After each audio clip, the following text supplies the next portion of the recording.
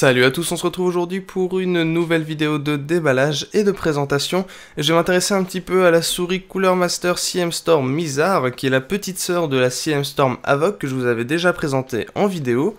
Alors comme d'habitude, on va commencer par s'intéresser aux informations qui sont présentes sur l'emballage. Alors vous avez la possibilité de régler à la volée les DPI de la souris. Vous avez 7 boutons programmables via logiciel et des pads antidérapants de chaque côté de la souris qui en permettent une meilleure prise en main. On a un capteur laser qui va monter jusqu'à 8200 DPI, c'est le même que sur la Avoc, un Avago 9800. À l'arrière, vous avez un focus sur les différentes fonctionnalités de la souris, mais j'y reviendrai un petit peu en cours de vidéo.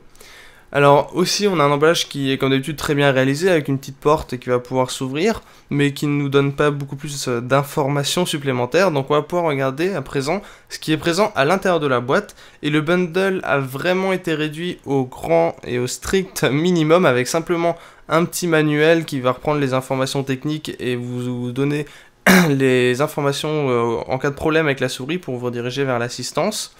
Et ensuite, c'est tout. Vous n'avez pas le CD ou ni le DVD avec les pilotes. Vous avez simplement la souris qui est fournie. Donc il faudra que vous alliez vous-même télécharger les pilotes sur le site de Cooler Master. Alors justement, pour revenir sur ce câble, c'est un câble tout à fait classique, USB, plaqué or, mais qui est cependant gainé. Donc ça va rendre assez bien rendre sur votre bureau. Sinon au niveau de la souris, on est face à une souris qui est plus petite et plus légère que la Avoc, elle fait uniquement 121 grammes, donc c'est vraiment très léger. Moi j'aime bien les souris légères, donc ça va dépendre de ce que vous préférez. On n'a pas une finition soft touch cette fois-ci, mais soft touch paint, c'est-à-dire que c'est plutôt un plastique lisse, mais qui va quand même avoir un toucher légèrement soft touch, donc c'est un petit peu différent. Ça a l'air un petit peu plus bas de gamme, mais la qualité de fabrication reste excellente sur cette souris, et j'ai trouvé la prise en main très agréable, justement, avec ces deux patins antidérapants de chaque côté. Donc pas de problème à ce niveau-là, vous pouvez un petit peu mieux les voir là, c'est une texture qui est assez sympathique au toucher. Vous voyez aussi un petit peu mieux le dessus où il va simplement y avoir le logo CM Storm comme sur la Avoc. À l'avant, vous allez avoir la plupart de vos boutons qui vont être regroupés, et on peut voir aussi que c'est un design qui reste très sobre et très classique, il n'y a pas de choses extravagantes. Vous avez le clic gauche et le clic droit. Qui font un clic qui est très agréable à entendre. La molette est assez précise et elle a une surface qui va permettre une bonne prise en main. Et les boutons, vous voyez, c'est ces deux petits boutons là qui vont permettre de switcher entre les différents profils, et chaque profil va changer la couleur du logo, comme ça vous pouvez attribuer une couleur à chacun de vos profils, et un profil correspond à un niveau de DPI, ça je vous montrerai avec le logiciel. Vous avez deux boutons donc, qui de base vont faire précédent suivant.